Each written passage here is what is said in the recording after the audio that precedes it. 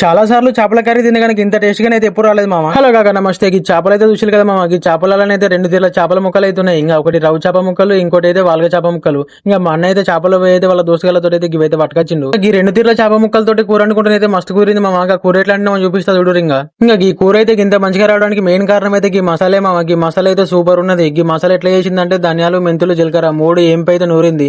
ఈ మసాలా వేసుకుంటే అయితే టేస్ట్ అయితే మంచిగా ఉన్నది మామ కూర అయితే. ఇక కొంతమంది అయితే ఈ వాల్గ చేప ముక్కలు అయితే తినరాట మామ. ఇవి తింటే వాతం అవుతుందట. ఇక వాతం అనుకుంటా వంక పెట్టుకుంటా ఎంతమంది వాళ్ళ చేప ముక్కలు తింటారో ఇష్టంగా కామెంట్ అయితే వేయరు. ఇంకా ఈ చేపలలో మీరు ఇష్టంగా తినే చేప ఏదో కామెంట్ అయితే వేయరు మామ. నేనైతే బొచ్చ అంటే ఇష్టం నాకైతే. ఇంకా కొంతమంది అయితే చేపల కూర అంటే పులుసు మసులుతుంటేనైతే ముక్కలేస్తారు మామ. గట్ల వేసుకుంటే నీసు వాసన ఖచ్చితంగా వస్తుంది. గట్ల అయితే వేసుకోవచ్చు. ఎప్పుడైనా కూడా పోపులనే ముక్కలు వేసుకోవాలి. ఇంకా మన కూర అయితే దగ్గర పడ్డది మామ. కొంచెం కొత్తిమీర తలుకొని కింది దింపుకుంటే ఇంకా మన టేస్టీ చేపల కర్ర అయితే రెడీ అయిపోతుంది. ఇంకా రెడీ అయినాక ఒక ప్లేట్ లో నమ్ముకురేసుకొని ఒక్కొక్క ముద్ద కలుపుకున్న చేప ముక్క పెట్టుకుని తింటా అయితే భలే ఉంది మామ. నిజం చెప్తున్నా. ఇంకా మీరైతే ఈ స్టైల్ అనుకోరు. ఇంకా నా వీడియో కనుక నచ్చినట్టయితే పోతా ఒక లైక్, ఒక సబ్స్క్రైబ్, లేదో కామెంట్ కొట్టేసి అయితే పోండి. ఉంటా మరి బాయ్.